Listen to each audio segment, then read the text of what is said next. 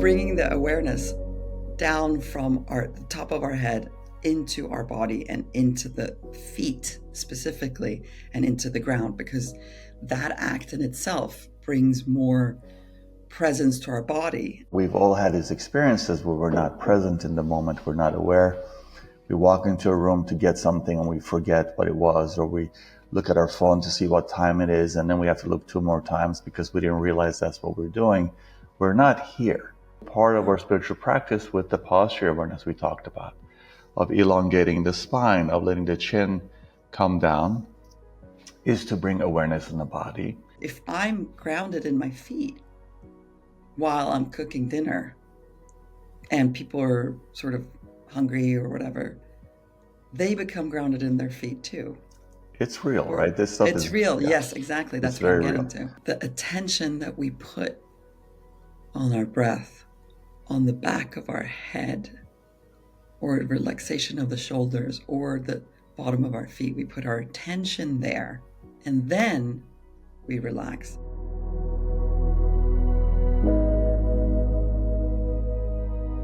Hello and welcome to the Tools of Awakening classes. My name is Pernilla Burke, and I'm the founder and creator of the website Awakening 101 and the podcast Awakening Process 101. Here with me is my friend Abdi Assadi, an acupuncturist, healer, and spiritual counselor. We're providing you tools to increase awareness and create moments of pause, helping you with your day and navigating more consciously and peacefully. Today, we are continuing our discussion of the posture, and more specifically, the discussion of body awareness. We're going to begin talking about how to bring our energy away from our head, or our mind, I should say. It's not the head, right? So bringing the awareness down from the top of our head into our body and into the feet specifically and into the ground, because that act in itself brings more presence to our body. And as Abdi and I have discussed, if we are more present with our body becomes a tool to presence. If we are here with ourselves, we can actually open up to greater presence and awareness. For me, I was telling Abdi that these few weeks we've been practicing this has been quite the game changer, because I've been practicing it myself. And I realized that when I'm in my body, I can also be more in my witness mind, so I can make choices in life. So if something happens, stressful situations, and I'm grounded in my body, alignment with my head, the back of the head is in the right position. I feel connected to my lower body, grounded in my feet. I can react with awareness of my awareness. It's hard to explain exactly what that means, but it's our physical connection, our spiritual connection to our own body becomes a tool to move through life in a more connected and a more spiritual manner. Do you want to add anything there, Abdi? Well, it's beautiful what you said, awareness of awareness. You know, we've all had these experiences where we're not present in the moment, we're not aware. We walk into a room to get something and we forget what it was, or we look at our phone to see what time it is, and then we have to look 2 more times because we didn't realize that's what we're doing. We're not here. So as you said, about the head or the mind, you know, it's not even that we're here in our thoughts, which is we abdicate the body. We actually leave. Awareness is not here. So this body is doing its own thing, and our consciousness is just floating around. So part of our spiritual practice with the posture awareness we talked about, of elongating the spine, of letting the chin come down, is to bring awareness in the body. And then the thing that I would add is, we touched on this lightly before, but just to get into it deeper, where our awareness is where the energy flows. From an energetic perspective, from a Chinese medicine perspective, from a martial arts perspective. So as we align this posture, as the chin goes in, as the back of the neck goes up, we're holding awareness there. Then we bring the awareness to the lower part of the body simultaneously. So now we're using awareness to touch several points at one time. So the posture is aligned.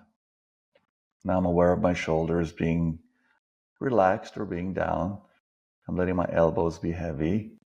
Hands are heavy. And by that, I mean just everything just dropped down. I'm feeling my spine, my hips, and it can be done very quickly. I do it instantaneously with years of practice. And I actually reside the awareness in my feet now. So I have awareness in my neck, skull, elongating, and my feet. And the lower part is really important to just let the awareness sink. Now, it's normal when we do this. Sometimes we can have these quick feelings come up. We can feel anxious for a second or something uncomfortable. That's just because we haven't been here. We don't reside in this space. Right? So as I'm talking to you now, I have awareness. The spine is aligned, the lower body, awareness there, and I'm also aware of my surrounding. I'm looking at the screen and looking at you. So now it's a multi-point awareness. And I loved what you said. Awareness of awareness. Now I'm aware that I'm aware. Yeah. You know, the thing that stands out so much to me also is that we can affect, this comes back to the awareness of the awareness, but I can affect my surrounding. Mm-hmm. And that's not selfish, right? I can affect my surrounding through being aligned with and having body awareness. So I've been thinking about this a lot because Abdi, he affects my energy with his body awareness.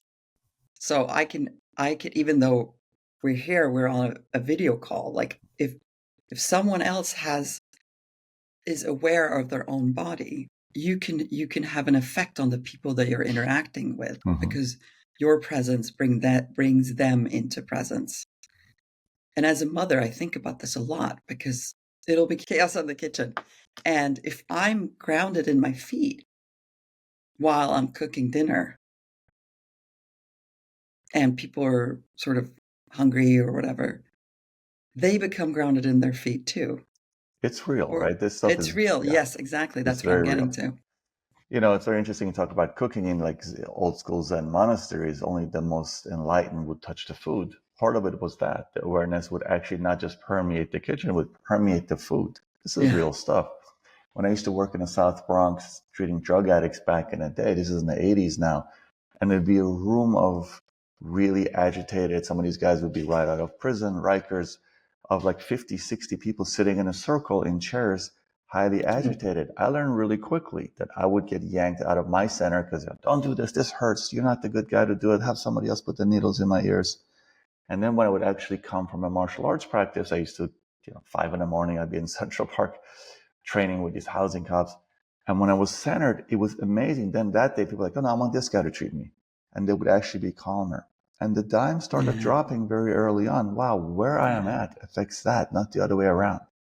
And I'm talking like 50 gnarly guys. I'm talking guys who are really tough guys. These aren't meditators. Our energy affects it. To your point, when we're not grounded, then it goes the other way. Instead of us having this effect, we get affected. Right? Yeah. So the practice we're offering here is if you do this practice, you can bring it into life. This is not just cushion practice. Yeah. This is life practice. Yeah. And that is the incredible gift. So we're going to go through the various spots of the body that we've discussed in the last two episodes. And it's easy for me to say maybe, but it's such a gift because it is not easy. But once you really, when you have awareness of that, this is actually working, and you remind yourself throughout the day that I can sort of shift into this place, and you start noticing, oh wow, like I'm having a better interaction with my husband or my child because I'm centered in my conversation, where it doesn't even have to be in words. You can be centered energetically and not even be in silence, and you affect people. And animals. Animals And are animals. amazingly astutely Yes. observant more than even people. They're Yeah, I really mean, powerful, yeah. yeah, because also this idea of the back of the head. So the Abdi has said before that when you were shooting our chin forward, we go into Fight or flight. codependence and fight or flight mode. And I think about that a lot because I have people around me that okay, Next? And then everybody's nervous. So again, just pay attention. The chin gently comes in. This is all gentle. The back of the skull elongates towards the ceiling.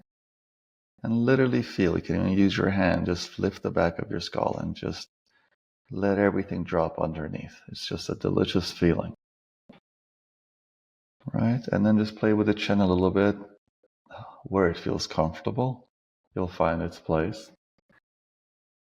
And now the shoulders drop, elbows get heavy, the hands get heavy. And you go lower down.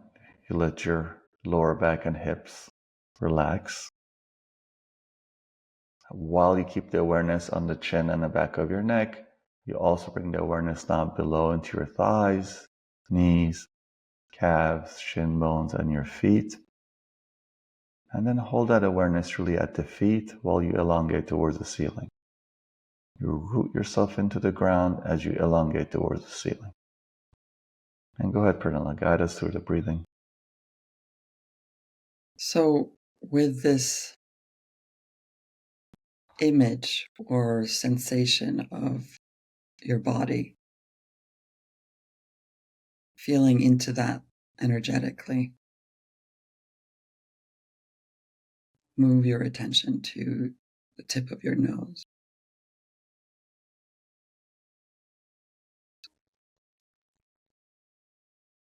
And notice immediately that your breath has already slowed down because of our setup.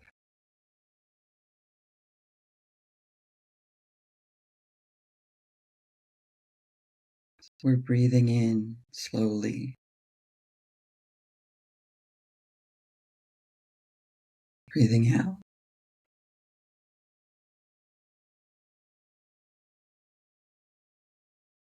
See if you can feel the air coming into the back throat.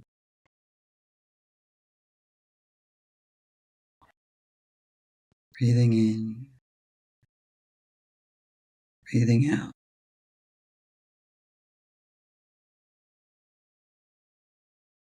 Moving into the center of your chest. See if you can feel the air touching the inside like a gentle caress.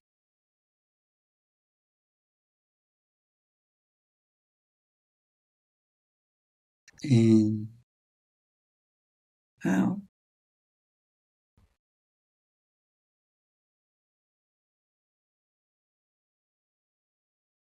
See if you can notice your state of mind and the state of your body. There's a sense of presence. If your shoulders are a little less tight, if you're gripping anywhere, just let that go right now.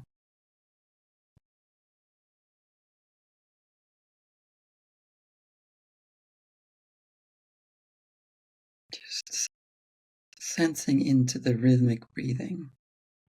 In, out.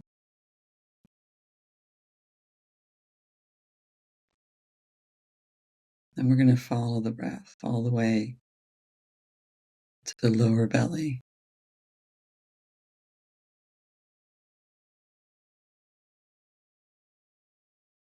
It's almost as if you're watching the waves come into shore on a calm day. Breathing in,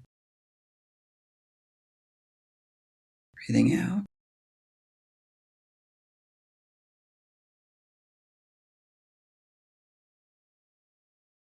Belly expanding, breathing in, breathing out.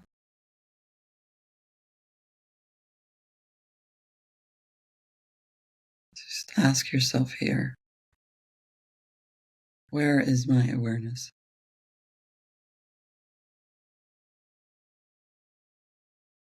Can I be here right now with my body?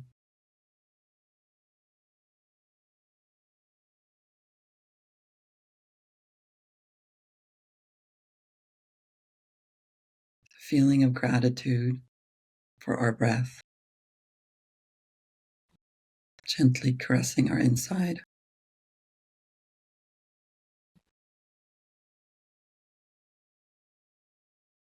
Three more breaths here in silence.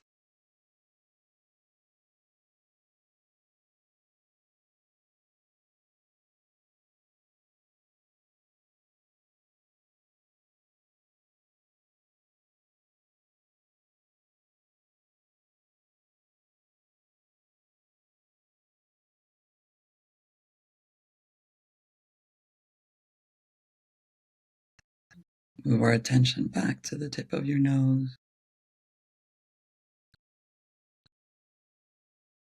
Slowly opening our eyes.